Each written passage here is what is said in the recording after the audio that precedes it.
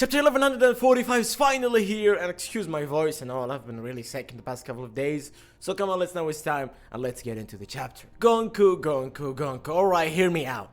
The end of this chapter, the hook of this chapter, when I first read the brief spoilers, I thought that this wasn't it. Especially the fact that we have a break next week. But after reading the chapter and all, I kind of feel like there is a purpose from Oda, that he let this moment be at the final panel, the final page of this chapter. And the reason is that Gunko is definitely gonna help them. Yes, hear me out. Look, I mean, it's no secret, bro. I mean, in the past, I don't know, 2 chapters, Oda been making it pretty obvious that Gunko has a good side. Or let's say Gunko has I'm not gonna say bright side, because we've seen her dark or bad side when she was fighting Loki. But to be fair, her fighting Loki doesn't necessarily mean that she's bad, because of the fact that Loki's reputation is awful, bro. So even nice dudes such as Coppergaban and these guys, they even think that Loki is bad, okay? So Gunko fighting Loki doesn't necessarily mean that she's evil or something like that. So that's not the case with Gunko. But in my opinion, Oda making Gunko as the final page and her facing Cologne and the Cologne Pirates and all these guys with the straw hats and all, I think this definitely means that Gunko, look, I'm definitely not gonna say that she's joining the straw hats and all. This is probably ridiculous, okay? But something for a fact is Oda making it pretty obvious is that the fact that Gunko is betraying the world government. Whether she's joining the Revolutionary Army or I don't know, okay, I don't know, but she's definitely betraying. Unless this is his twist from Oda, that he's just trying to manipulate us into thinking that Gunko is a traitor, and then she turns out to be an awful human being as the rest of the Holy Knights and all. This is possible, but in my opinion, Gunko is gonna turn out to be a nice person. The chapter started with that dinosaur and them trying to get food for Loki and all. And the thing that I really like, that the kick or the attack, the combo from Zoro and Sanji, I think we haven't seen this since, I don't know, Thriller Park probably, or it was in Foxy Arc, right? I think it was in Foxy Arc. This is, I love it. This is the perfect duo, bro. I feel sorry for Sanji fans who hates Zoro, and Zoro fans who hate Sanji. How can you not enjoy these guys, bro? This is the perfect duo, in my opinion, okay? And one thing that was kind of interesting, the fact that Goldberg, the homie that he has, the shield, that his father created 63 years ago or something, versus Big Mom. This is actually interesting.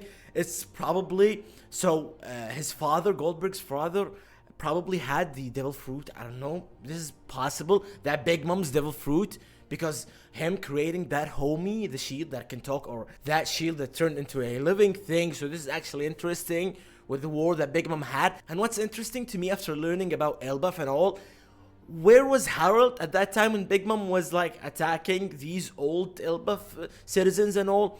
I don't know, because this, I mean, that was a war, that was a legit war. Where was Harold and these guys? I don't know. Loki was a kid, him and Hiroda and all. But where was Harold at that time? This is actually interesting, and this is probably will be Oda planting seeds for the fact that Harold was a traitor or something like that. That he was not a good person. Okay, he was just trying to sell Elbaf, if that makes sense, or something like that. I think this Big Mom flashback explains a lot about Harold, okay? Because, I mean, yes, Elbaf is separated with all the tribes and all, but I mean, at the end of the day, they have a king. And that king had definitely something to do with the fact that Big Mom was attacking them, was almost starting wars or something.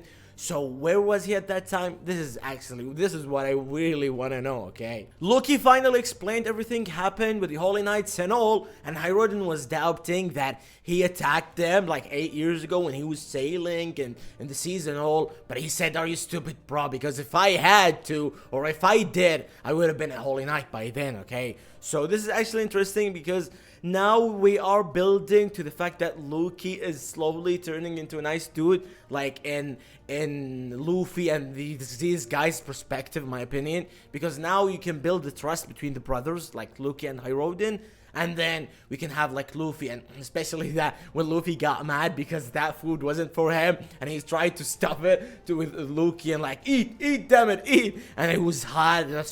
So Gerd warned Luffy that he can't do this to him because of his wounds and all. Because if these wounds open again, it will be a problem for Luffy. Now we get to business. Luffy was telling Luffy that I wasn't expecting you that much wanting to meet Shanks and all, and then he said that I can understand your perspective.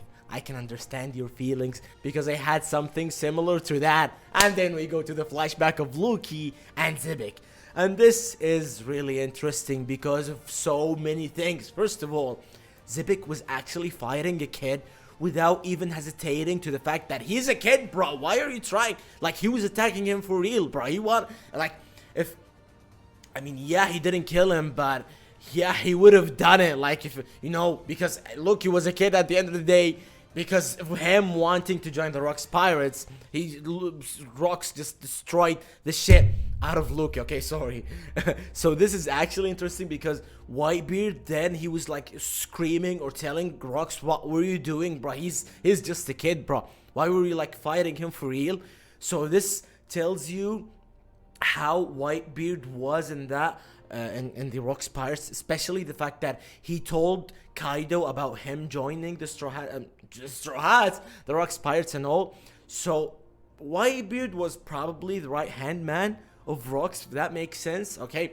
And this is like crazy to me because Rocks is like the worst dude ever. Like, he's the Blackbeard of that era, and Whitebeard is the total opposite of that. So I still can't understand that combination. Like, this crew, the Rocks Pirates, is just ridiculous to me because how can they even fit in this crew, bro? I mean, I genuinely believe that they all hate each other, bro. How can they have all this power? Like, Luffy has Zoro, Sanji, Jinbei, Robin, these guys that can get along together.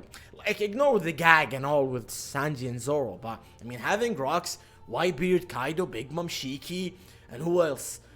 Silver John or something, I forgot his name. All these guys like in your crew, this is legit. Like, and Buckingham, no, this is legit like crazy. How can they even get along? Okay, this explains a lot on the fact that Rocks might be like the strongest like character ever. He can like defeat Joy Boy, but him having the absolute worst crew ever, like to the fact that they have zero chemistry together. Like, they don't even get along. They hate each other, so they definitely have zero teamwork. Okay, this was probably the reason on how like Rocks was defeated in God Valley. Like, it's definitely not like Roger and Garb was like fighting alongside together, like fighting like 2 versus 1. That wasn't the case. Okay, it was probably like Rocks Pirates like betrayed him or something, like in a similar way to that. Like, I don't know, Whitebeard like ignored him when that like the God Valley incident happened. They just realized that we can finally like leave this damn crew and never look back. Okay, so Whitebeard probably looked away. Kaido was fighting because we know, like, when we saw in Kuma's perspective, the flashback, so Kaido was fighting, and we all can understand Kaido's like character. He would be like fighting anything, okay, because he's an honorable person to a level that might be wrong, okay, but he's that dude, okay. Big Mom, we still don't know because she had that devil fruit and she gave Kaido the devil fruit, so she probably wasn't fighting, like she ignored Rocks. And we don't know about Sheik and these guys, okay, but this was probably like it on how Rocks was defeated in God Valley, okay, like everybody was against him, and this was probably it. It wasn't like all for one or something, no, that wasn't it, but I think that was the case. Like, all the Rocks Pirates, like, I'm not gonna say betrayed him, but all the Rocks Pirates left him in that God Valley incident, okay? And then Luffy said, I was born in the wrong era. And this is like concerning because how is he thinking that? I mean, look, I can totally understand it. Like, he probably like has these guys, like the Rocks type of guys, like a role models or something like they're heroes, okay, or his heroes. But to a point, like, I can't understand his perspective because I don't think he meant the Rocks era, okay? I think he meant the Joy Boy era, or the Nika, not the Joy Boy, the Nika era, probably. Like, if you're gonna say that robot in the previous chapter was like 3,000 years ago or something, he probably meant that, okay? Like the first Nika or something. I don't think he meant the Rocks. Okay, in that context, yeah, he probably meant the Rocks era, okay? But because Oda is trying to tell us that he meant the Rocks Pirates era or the Rocks era, okay? These like guys era, okay? The Roger and all these guys.